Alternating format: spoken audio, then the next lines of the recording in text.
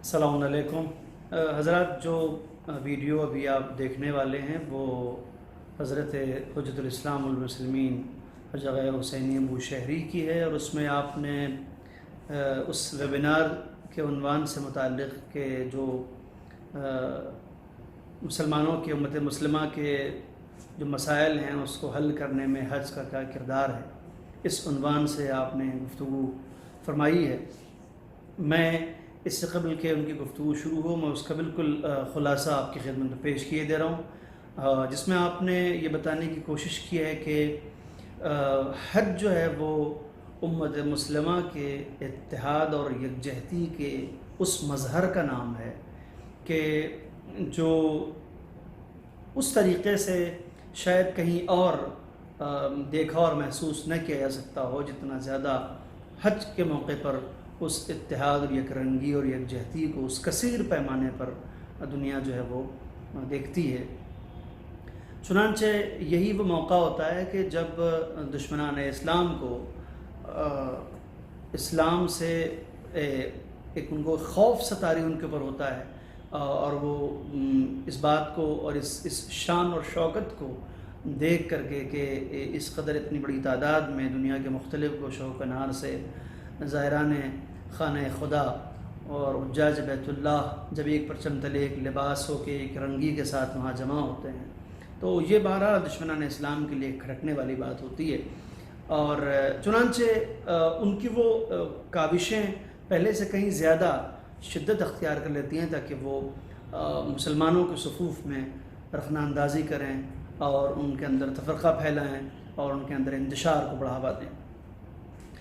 آپ نے اس گفتگو میں یہ بھی کہا ہے کہ جو مسلکی اور فرقہ جاتی بعض مسائل پہ مسلمانوں کے درمیان اختلاف رائے ہے، یہ جو ہے وہ کم خطرناک ہے، مگر جو وہ انتشار کی کیفیت ہے، جو تفرقہ اندازی کا مسئلہ ہے، جو الگ الگ راہوں میں جانے کا رجحان ہے، وہ زیادہ بڑا جو ہے وہ میں سمجھتا ہوں ان کے اعتبار سے وہ بڑی جو ہے وہ تہدید ہے اور ایک بہت بڑا جو تھریٹ ہے پوری اسلامی دنیا کے لیے، کہ جس کو بہرحال ایڈریس کیا جانا چاہیے اور اس پہ سب کی توجہ رہنا چاہیے۔ ایسے میں حج آپ کے بقول ایک ایسا موقع ہے کہ جو امید کا دیپ جلاتا ہے مسلمانوں کے دلوں میں، کہ ایک بار اگر مسلمان چاہیں تو جیسا کہ حج کے موقع پر جس یک رنگی اور یکجہتی کا مظاہرہ کرتے ہیں، سب ایک پرچم تلے ہم آواز ہو کے ایک ساتھ جمع ہوتے ہیں، اسی طرح باقاعدہ طور سے یہ متحد ہو سکتے ہیں، اور ان کے مطابق وہی وہ دن ہے کہ جس دن دشمنان اسلام زیادہ خود کو مایوس محسوس کرتے ہیں۔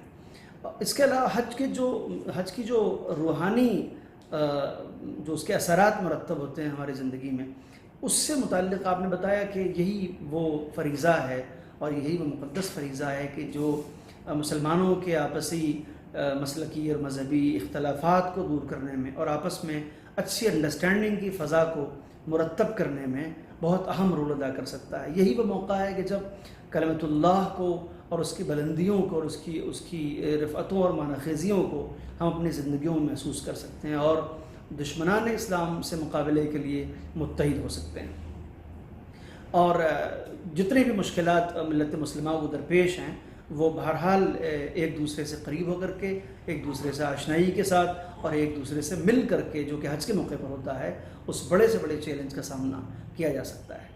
بسم اللہ الرحمن الرحیم، الحمد للہ رب العالمین، وصلی اللہ علی سیدنا و نبینا حبیب الہ العالمین ابی القاسم محمد وعلی آلہ الطیبین الطاہرین المعصومین المکرمین۔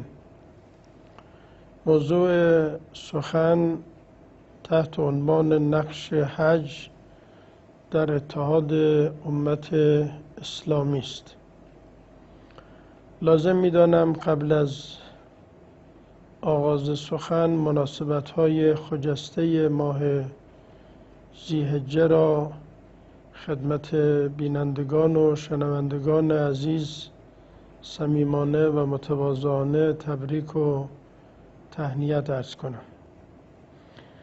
یکی از مهمترین رویدادهای جهان اسلام مراسم با شکوه حج هست و اگر ما نگاهی عمیق و ژرف به این فریضه بزرگ الهی بیاندازیم، به خوبی به این نکته خواهیم رسید که حج یکی از مظاهر عظیم وحدت و انسجام در میان امت اسلامی است. یعنی امت اسلامی در پرتو حج به انسجام، به وحدت و یکپارچگی و برادری دست خواهند یافت. مطالعه تاریخ هم به ما این درس را می آموزد که جوامعی موفق بودند و به پیشرفت رسیدند که همواره اتحاد و انسجام در میان آنها حاکم بوده و جوامعی که رو به انحطاط و نابودی رفتند، یکی از رمز و رازهای اصلی آن عبارت از تفرقه و عدم وحدت و انسجام و اتحاد بوده است. لذا در مسئله حج ما می‌بینیم شکوه و عظمت وحدت به خوبی مشاهده می شود. قومیت ها ملاحظه نمی شود، نژادها ملاحظه نمی شود، زبان ها ملاحظه نمی شود، بلکه همگان در زمان خاص، در مکان خاص، با مناسک مشخص حضور پیدا می کنند و بر اساس وظیفه و یک تکلیف الهی عمل می کنند. و دشمنان ما همیشه و همواره در طول تاریخ هر جا مسلمانان با یکدیگر اتحاد و انسجام پیدا کردند، اون را به عنوان تهدید برای خودشون حساب کردند و لذا تمام تلاششون و تمام برنامه ریزی هاشون این بوده که در میان امت اسلامی تفرقه ایجاد کنند، بدبینی ایجاد کنند و جنگ و خونریزی در میان امت اسلامی در حقیقت آغاز کنند. ما امروز شرایطی که در جهان می‌بینیم، به خصوص در میان کشورهای اسلامی می‌بینیم، از رهگذر همین تفرقه و عدم اتحاد و برادری است. و اگر بخواهیم درست قضاوت کنیم و قضاوتی عادلانه داشته باشیم، وجود تفرقه بین مسلمانان حقیقتاً تهدیدی بزرگتر از اختلافات مذهبی است.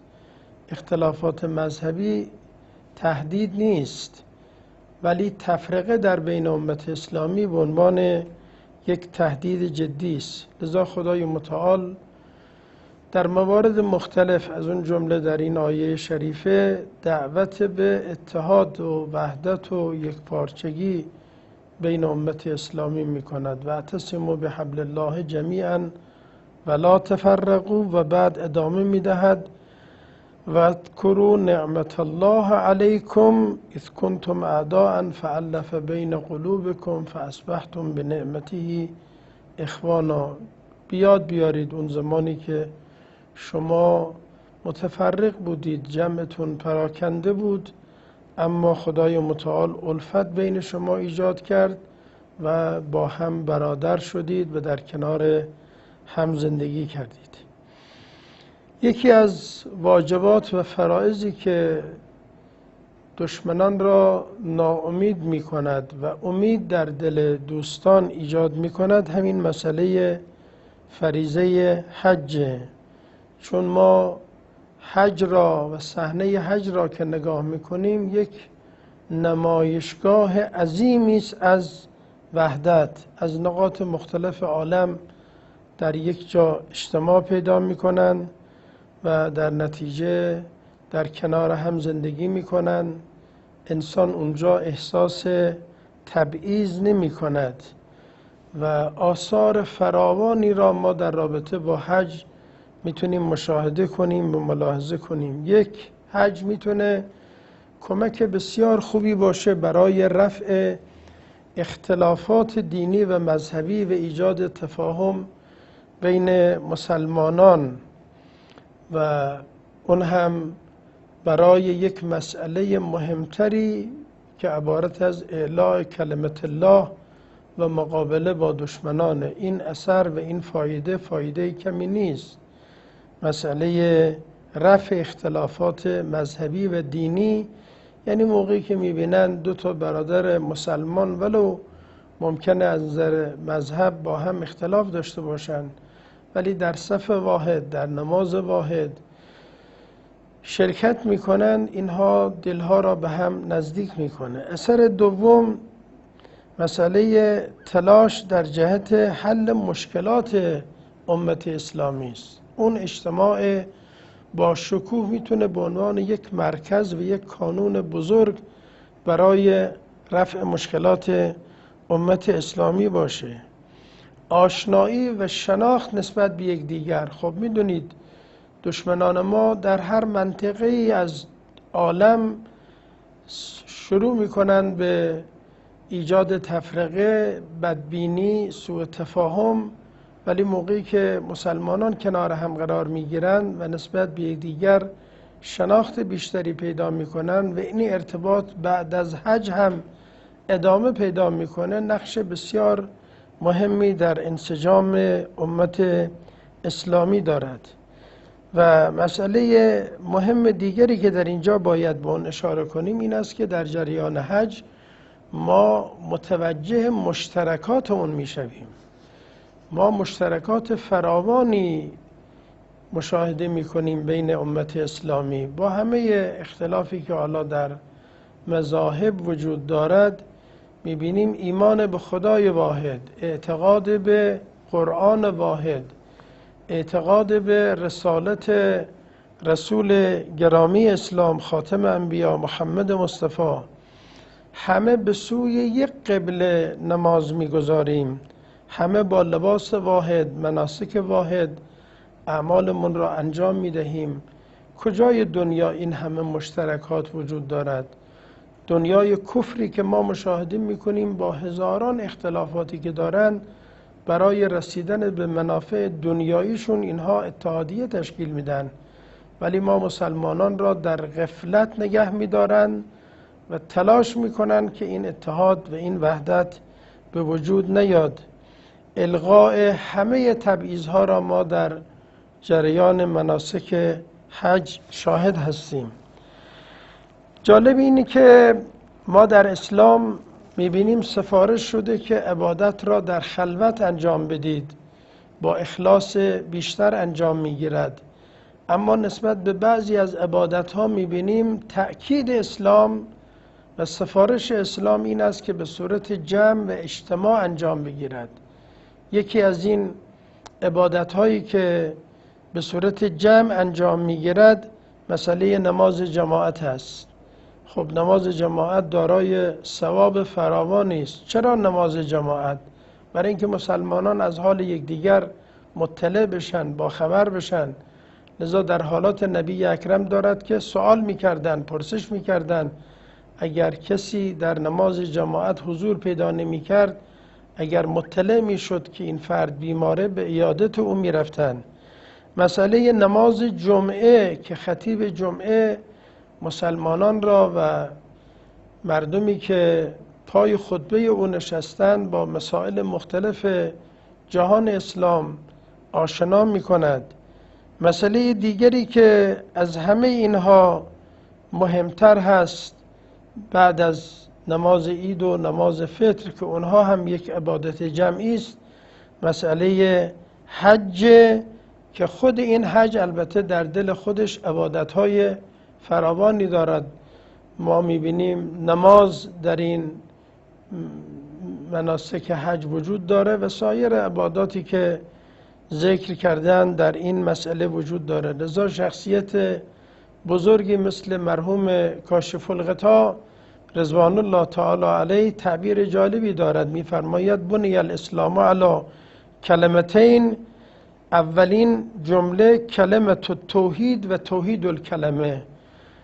اولین کلمه اصل پرستش خدای متعال و دومین کلمه اون اتفاق و انسجام و وحدتی است که بین امت اسلامی میتواند برقرار باشد. اینها آثار و برکاتی است که حج در یک جامعه اسلامی دارد. سخن مولای متقیان امیر مؤمنان میفرماید حج باعث تقویت دینه، یا در جای دیگری میفرماید خدای متعال کعبه را علما للاسلام قرار داده، پرچم قرار داده.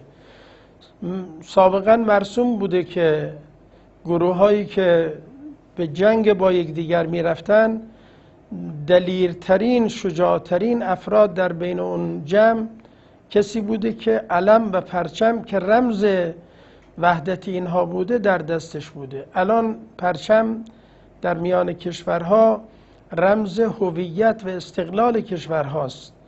کعبه امیرالمؤمنین به عنوان علم و پرچم اسلام ازش یاد می کند که همه می توانند زیر این پرچم گرد آیند و در نتیجه با خدای خودشون راز و نیاز و مناجات کنند.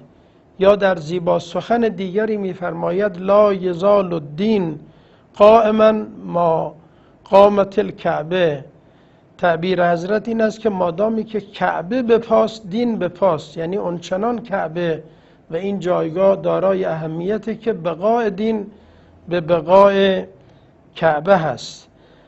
لذا مسئله حج تنها یک مسئله عبادی نیست، یک مسئله سیاسی هست، یک مسئله اقتصادی هست، یک مسئله فرهنگی هست، یک مسئله اجتماعی هست. اگر متولیان امر حج اجازه میدادند که از این اجتماع بزرگ و از این فرصت طلایی درست استفاده بشود، میتوانست مرکزی باشد برای تصمیم گیری های بزرگ برای جهان اسلام، ولی متاسفانه دشمنان کار خودشون را کردند و میکنند و اجازه نمیدهند که از این فرصت طلایی و از این شرایطی که خدای متعال برای مسلمانان پیش آورده استفاده کنند. انشاءالله امیدواریم که روزی فرا برسد که ما بتوانیم از این مرکز و از این کانون اجتماع بزرگ اسلامی به خوبی استفاده کنیم و بهره ببریم. السلام علیکم و رحمت الله.